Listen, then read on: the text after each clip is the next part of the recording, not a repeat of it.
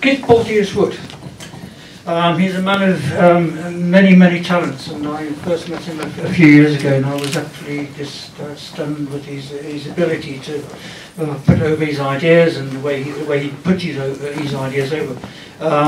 He first became the General Secretary, I believe it was, the title was then, in 1996 of the National Society, and that title was subsequently changed to Chief Executive Officer. It sounds very grand, but he's a grand chap, believe me.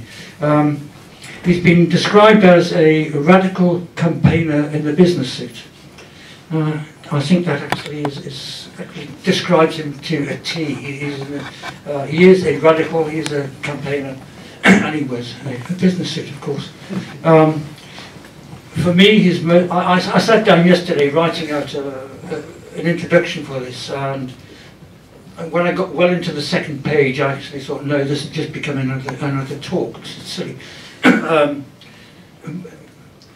And I think his reputation actually goes ahead of him. So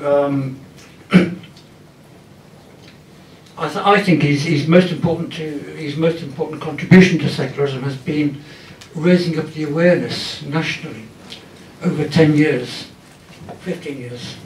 Even 5 years ago, if you'd opened a newspaper, you would not have seen the word secular. Well, you might if you'd read The Guardian. You would never have heard it on TV or radio. But now everyone is talking about secularism. And this is down to this man.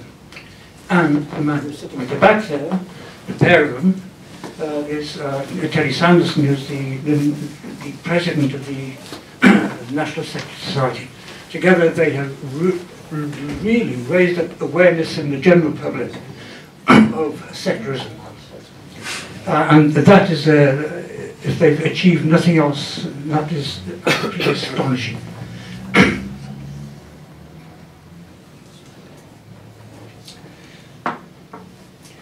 Keith is also the international representative of the International Humanist and Ethical Union, and on that basis he's spoken at the United Nations, where he held the Holy See, the Vatican, to account on their disgraceful and appalling use of the systems within the United Nations, and I don't have the word, but a really disgraceful and disgusting way that they've treated the child abuse scandal. And he quite rightly held him to account, and this is where once again we actually went international, and it was something great to see. Keith has been very active in the world of education, especially in Parliament, and last year he was almost impossible to get hold of. If you tried to get hold of Keith Porteous Wood, you couldn't do it, because he spent more time in Parliament than most MPs. He was cajoling, he was pushing, he was lobbying, threatening, not just members of Parliament, but the ministers and the Secretary of State himself. And this continued throughout the year until that bill, which was just went on for so long, eventually got passed. He was also, just a few weeks ago actually, he was in Brussels. And in Brussels he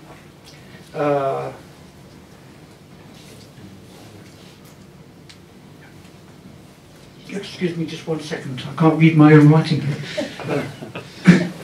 Yeah, and in Brussels he spoke to a conference at the European Parliament, and in that conference he made the point, and I hope he's going to elaborate on this as he speaks tonight.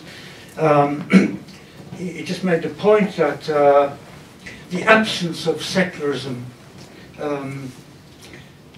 in education actually impacts or hits, if you like, the man in the street, the family in the street, more than anything. And this is quite an important point, and I think he's going to, I hope he's going to elaborate on this in just a few minutes. But you've had quite enough from me. As you can gather, I'm not a public speaker. So I'm going to hand over immediately to our guest tonight, who's Keith Porteous Wood. Thank you very much.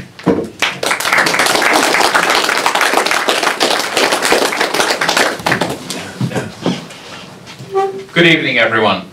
Can everyone hear? Yes. Excellent. Right.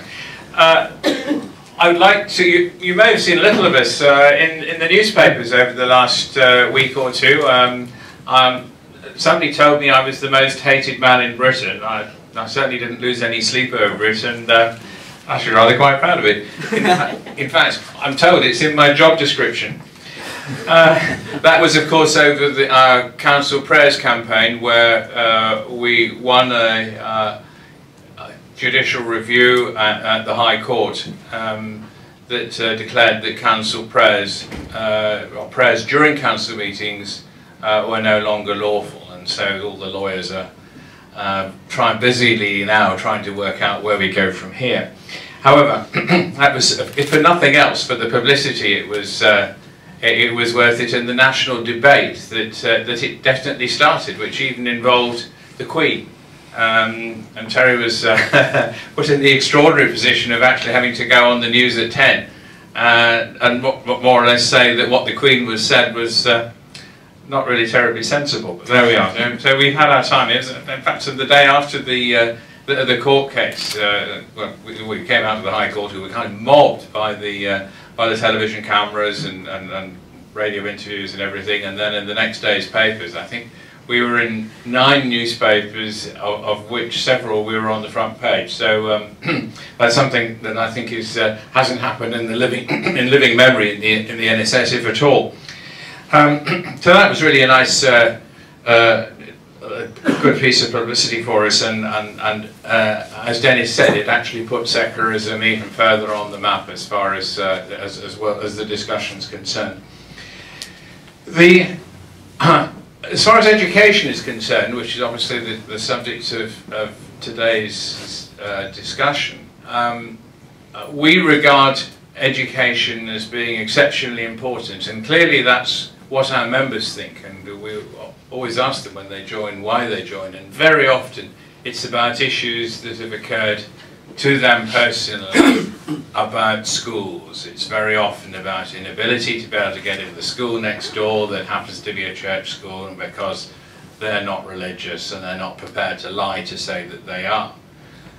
Or that they can't get into a decent school which happens to be a religious school unless they lie that they are, but it's because they're the people who are religious are getting in ahead of them, and because of the privileged entry arrangements that the churches have, that they are able to effectively become a public school on the rates, or it's very much like that. And of course, as they manage to be even more selective with their admissions, then the exams get better, the results get better, and that puts even more pressure on the admissions, and it's from their perspective a virtuous circle. And of course they point to God and the faith ethos, as they like to say, as being the reason for this. And that's but every privilege has a victim, and the victims here are the community schools, and the results of the community schools are very commendable, given that they actually have to take the people that were really declined by the church. Other reasons why people are complaining, I think the next one that's really important is collective worship. We've had parents, I tell you, that are in tears on the phone, or you can just see from the tone of the email, where little Johnny's come back and said, "Mummy and Daddy, you're going to hell because you don't believe in Jesus," and all this kind of thing. And are coming back with the Bible and being told that it's the most important book they'll ever have, much more than any science book. And you know, these parents are tearing their hair out, and who can blame them? And they didn't give permission for any of that. So that's just that's part of it. And one big bugbear of mine is also the privileged employment situation for religious people in schools, to the total detriment of those who are of the wrong faith or none or not sufficiently pious. And you get people being kicked out of Catholic schools because they're pregnant and not married and that kind of thing, even now. And that's something I'll talk to you about a little later on, about what I'm trying to do to break that down. So I just want to go back over the history of all of this. There's a lovely cosy history that the church loves to promote over the churches being the fount of education, and if it wasn't for the church there wouldn't be any education, and don't believe all of it. The church in the 19th century had a very ambivalent view about what I'll call mass education, universal education. They actually, we found from some parliamentary records that there were bishops that really thought, well, I'm not sure that everybody ought to be educated. You know, it's very much echoes of the king in his castle and the poor man at the gate, as the hymn goes, apparently. Also, when the church realised that the social movement was starting to have the idea of universal education paid for out of public funds, they actually weren't very comfortable about that at all, because the clear implication that it wasn't going to be pushing people into the church. And you sometimes hear the church talking about the national society. It's not an allusion to the NSS, it's the, I'm never going to get this quite right, but it's something like the National Society for the Propagation of the Gospel to the Poor is the real name for this wretched organisation that still is very much part of the C of E. So that was the real agenda. And very often these schools were actually built with public money, but they gave them to the church to kind of look after. That's probably being the only established organisation in the village or the locality, and could presumably be trusted. And now very much those schools have been labelled as schools with a religious character, which I'll come back to later, but has quite sinister implications, particularly, I'm afraid, since Mr. Blair came into power.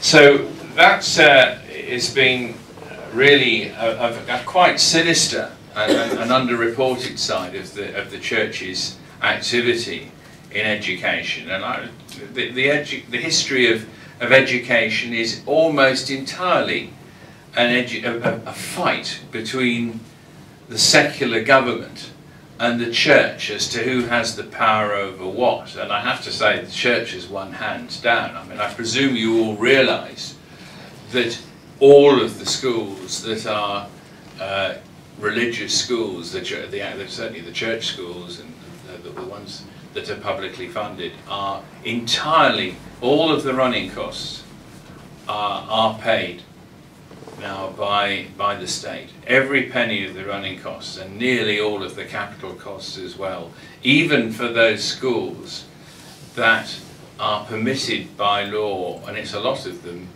to give religious instruction. They don't dare call it, they don't want to call it religious instruction any longer. They grandly renamed it and called it religious education. But for quite a lot of schools, the voluntary aided schools, as they're called, that are governed by the religious bodies, they are able to give whatever kind of religious instruction they want. They don't have to mention any other denominations, far less religions, far less that they're actually shock horror people who don't believe any of it. And I don't think that's a fair part, that's at all fair. I think that if we pay for the schools, that there should be a much more balanced attitude about what is taught in religious education, if we must have the wretched subject at all. So that is not just about the fight between just religion in general and the secular government. It's also really rather more a fight between the established church that has amazing power, especially those wretched bishops, those 26 bishops. We're the only country in the world, only country. I got a parliamentary question asked last year, and they actually said it, and I knew the answer. Never ask a question unless you know the answer. But they did truthfully answer that actually we were the only country in the world. I've often wondered about Iran, but never mind. That actually has 26, or any kind of religious representation as of right in the legislature. And I think there's a slightly worse element of that, a way of describing that, which is that the church is able to nominate the people who are our legislators, and I think that's absolutely dreadful. And also, while we're on these wonderful Britain is the only one idea, another one is that Britain, or England and Wales, we're very careful, are the only countries that have mandatory collective worship in community schools, and it's daily in England and Wales. And I have to say, and as Lord Avebury, one of our own associates, said in the Education Bill last year, he put these two things together, and I said, I think there's something of a causal relationship there. And there were three bishops going red in the face and getting rather irritated and unpleasant. So the other element of that is the dissenters, and it's not just the non-religious. I mean, particularly if we go back into the 19th century and the early parts of the 20th century, there's a real fight between these schools that there are all over the country in so many locations, particularly in the country. You know, there's always a church school kind of thing. And of course it's a Church of England school, the vast, vast majority of them. A tenth of them are Catholic, a quarter of the schools are Church of England schools. And historically, as I say, all over the country. And the dissenters really used to get mad about that. And of course it was always the Church of England doctrine and how wonderful the bishops were and all that kind of thing, which to them was a complete anathema. So we need to be sensitive and think about their input into that. And I'm almost certain that the reason that we have withdrawal from religious education and from collective worship, as it's called, it's not anything to do with atheists at all, I'm afraid. I'm almost certain it's actually to do with people of other denominations who just say, well, if we have to go to this wretched school, the one thing we ain't going to have is going to be preached at by any of you lot, and there are special arrangements for people to be able to be to get religious education from somewhere nearby of their own brand of religion. So I mentioned in the history voluntary aided and voluntary controlled schools. Now that's actually quite important. The two major kinds of religious schools are those kinds. Voluntary controlled is where it's under the control of the local authority, and voluntary aided is where it's under control of the church. But local education authorities have got bishops on their education committee by law in both Anglican and Catholic. So the talk is about the relationship between government and religion and education. It's absolutely hardwired in there, and that's a statutory thing. And the first big milestone in modern education history was in 1944, the Butler Settlement, the Butler Education Act. And that was another win for the church. They managed to get all of their schools with this virtually 100% funding, and it was just a bit short of that then, but pretty well 100% funding. And that was a huge relief to them. That settlement went through until for about 50 years, until Mr. Blair got his hands on it. And that was, I have to say, yet another benefit for the church, you know, surprise, surprise. Over this 50 years, the capital costs for the voluntary aided schools went down from a 50% contribution by the churches down to about 10%, and all sorts of flimsy pretexts at every opportunity that shaved another 10% off it. Now it's virtually nil in practice. In 1998, the terrible thing that happened was this classification of the schools into schools of a religious character, as they called them. And I actually met some of the team that did that, and I suppose it would be graceless to say I thought they were religious maniacs, but I did. And they were saying, we found another school that nobody even realised was religious, but we found some dusty deed somewhere that shows that you know, that it is actually a church, was originally a church school, and we're going to classify it, and there's nothing anybody can do about it, and that's another one up for us. And so the implications of these classifications were that they could discriminate against teachers in the most disgraceful way in the School Standards and Framework Act that went through in 1998. And it's something that I spent an awful lot of time fighting because it's so unfair, and I'm almost certain, in fact we've got lots of legal opinions that say it's in breach of the EU Employment Directive. So I've actually dug away at the history of all of this and found out that the first version of the School Standards and Framework Act was entirely benign as produced by the government.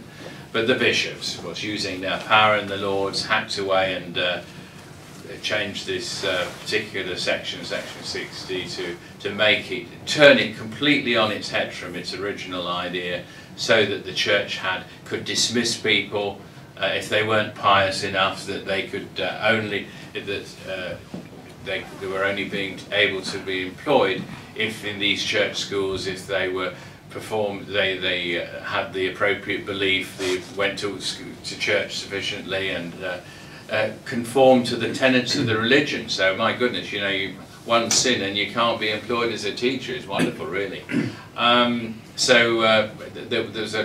In the voluntary aided schools, every teacher fell into this category.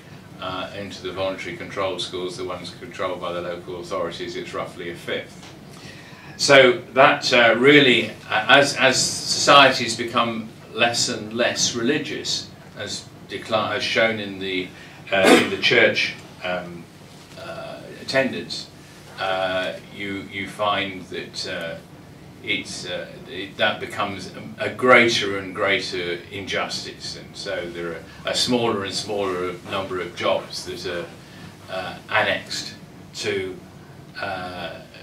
A larger and larger number of jobs is annexed to a smaller and more privileged to a smaller and smaller number of people. So I think this renaming of RE from religious instruction to RE2 is just an absolute farce, because as I said, in the voluntary aided schools they're able to do what they like, and in the other ones. Even when that isn't the case, I mean, if all we're doing is sort of familiarising people with the more general ideas of the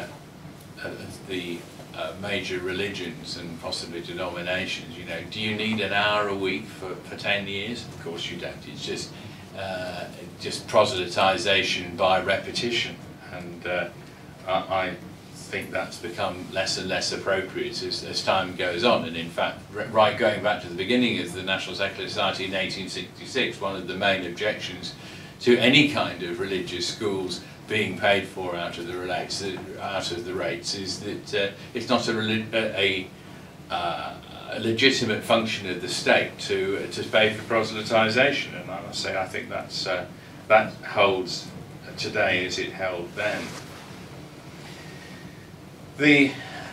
As we move on, the evolution of schools into academies doesn't give us any more comfort either.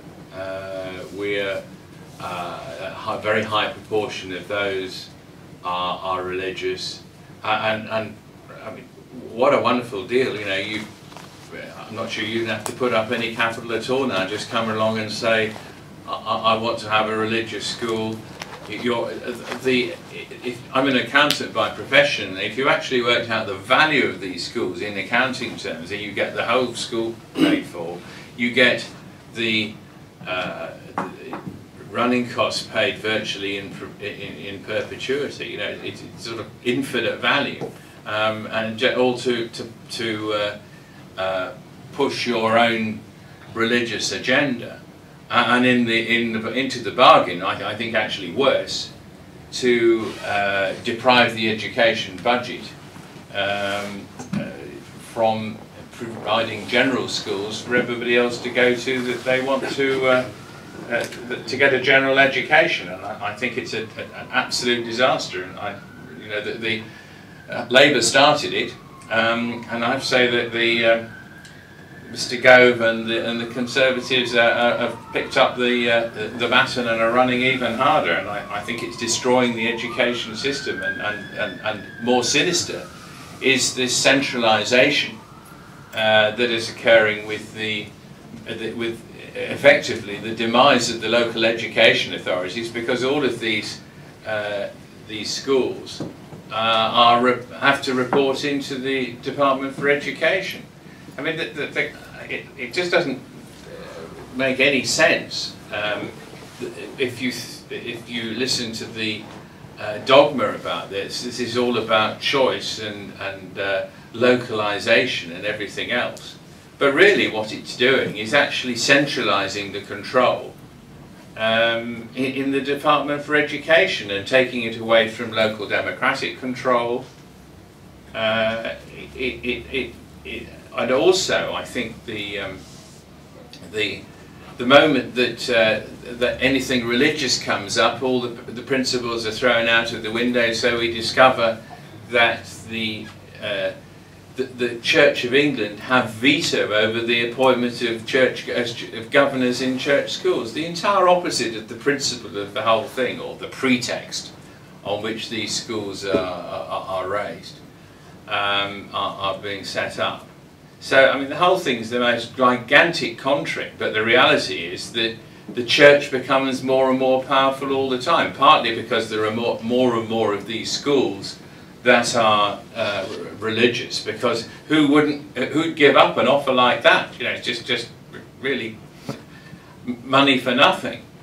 But there's a more sinister thing yet, if you think, I keep saying it is worse and worse, but I'm afraid it is, that now the church is saying, well, of course, all these local authorities are effectively local education authorities are really for the chop. It's just a matter of time before that happens.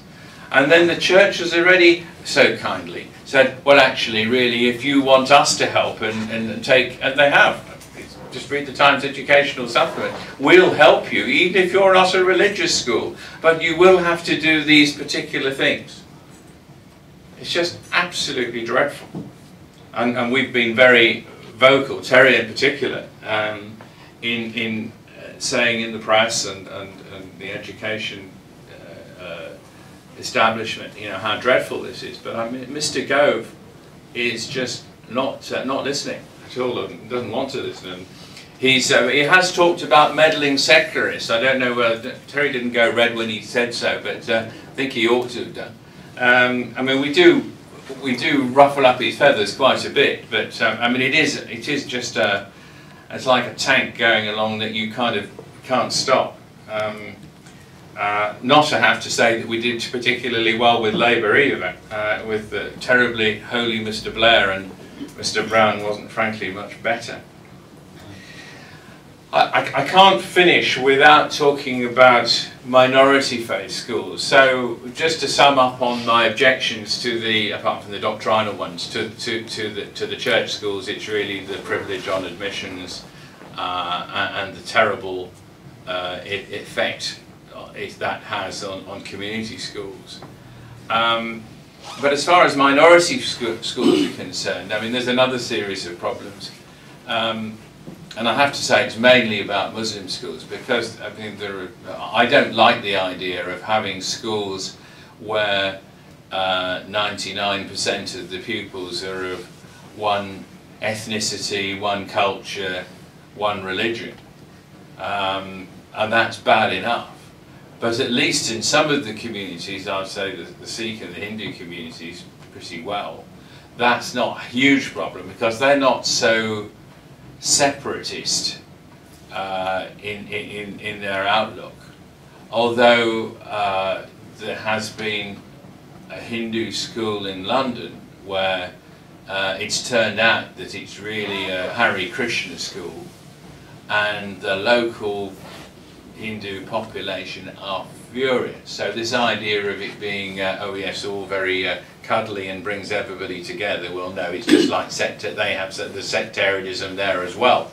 And so that's not a good idea. But of course one of the problems you have with these schools is not only are the kids there away from the community, but they're denuding the rest of the community schools of an appropriate mix of the local population, and that's wrong. But then you move on to Muslim schools, which I'm afraid is a different thing altogether, where they are a community apart already.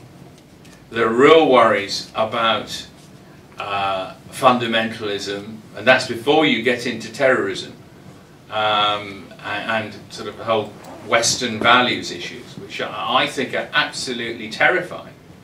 I mean, I've had the most awful fights with people on television of saying, "But we've got an entirely open admissions policy." And you want to say, "Well, who'd go to your flaming school?" And actually, one of them was saying this, and I said, "How many years have you had an open admissions policy?" "Oh, ever since we opened 10 years ago." And I said, "And how many people have actually availed themselves of it who aren't Muslim?" And kept it was on Hard Talk, and that's a really pushy program.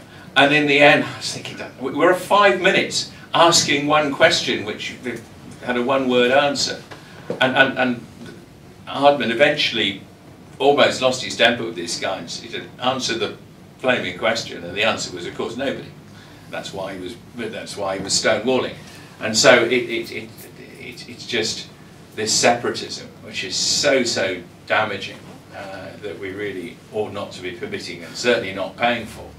And there's terrible problems too about whether the supervision is appropriate and active at all. And the reality is that either they get soft inspectors in, or they're frightened, or something like that. But then you've heard of these stories of violence, kids being kicked and abused because they can't learn the Quran in Arabic. And you know, you think if that's happening in this country, and it is, and it's just absolutely awful. And then you find the politicians trying to apologise, really justified, absolutely awful. So that's another reason not to have them.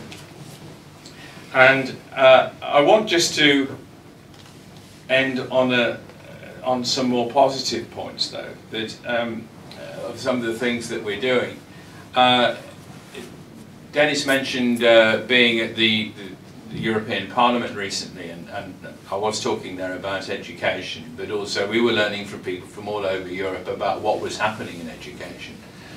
And I must say the religious jackboot over education is kicking harder and harder. And I think one of the things I found more depressing was that somebody spoke from Hungary, and you sort of immediately think, oh well, ex-communist, uncurtained country, atheist, etc. So you know that would be all right, won't it? No, it won't. The church is really into politics there, and they're getting breathtaking financial preference relative to secular and non-religious schools. Absolutely dreadful, really barefaced discrimination, and the stories would really, you could spend the whole evening talking about that, but believe me, it would make your hair stand on end. And the conclusion that I got the conference to agree to was actually in line with how I started about the importance of education in secularism, is that it's actually become a major platform now and major task of this group that I help organise, the European Platform for secularism in politics at the European Parliament, to actually make education a major priority and to do some studies into that and see if we can try and actually help at a European level. And there are other countries that need our help much more than we do at the moment. So that's a positive development. We're having quite a big fight with the Parliament here, and Dennis mentioned the education bill. Well, there isn't time to go through it in a lot of detail. The three things we decided to focus on, because if you're too broad in your approach, you end up achieving nothing. So you've got to prioritise, and the things that we prioritised on were collective worship and transport too. That was another issue. There's one thing I missed, Terry. Can you think what it is? But certainly the collective worship is we tried to get it made not mandatory for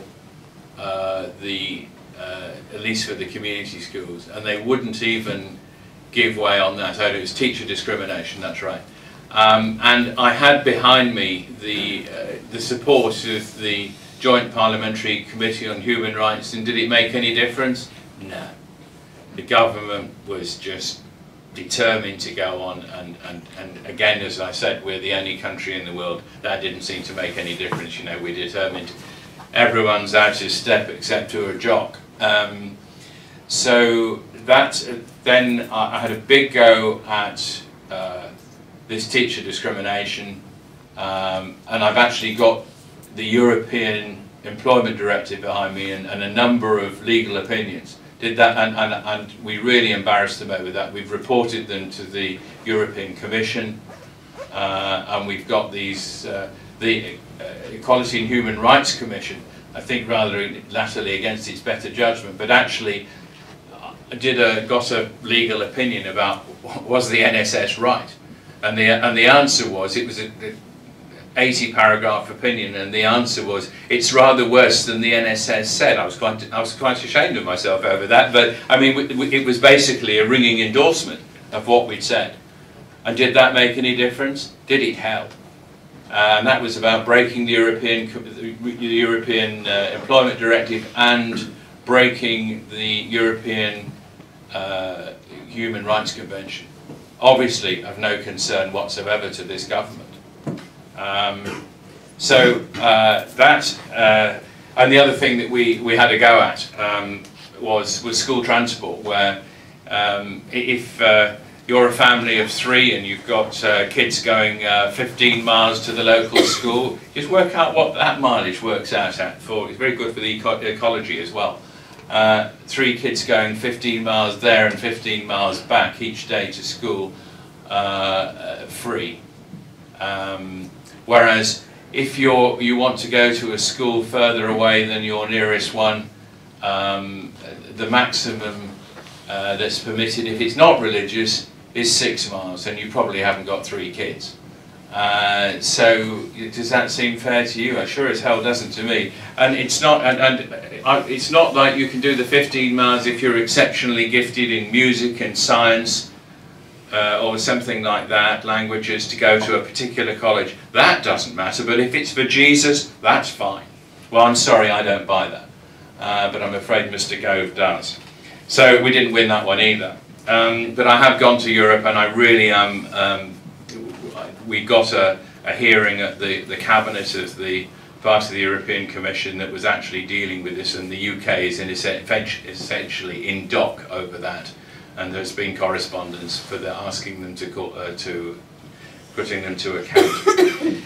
So our next meeting with them is about something that's always got up my nose, which is that there is a presumption that if you're closing schools, then the one thing you mustn't do is reduce the number of, as they like to call them, denominational places. And one of the things we're quite proud of is big fights with the areas where there is only one community school left, and guess which one they want to close?